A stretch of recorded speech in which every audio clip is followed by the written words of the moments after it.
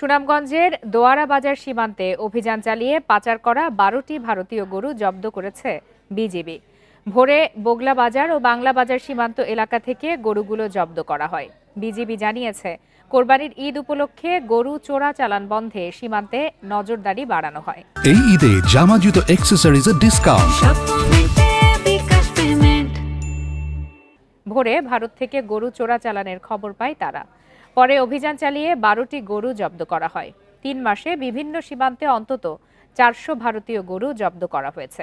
চোরাচালান বন্ধে অভিযান অব্যাহত থাকবে বলেও জানিয়েছে বিজিবি।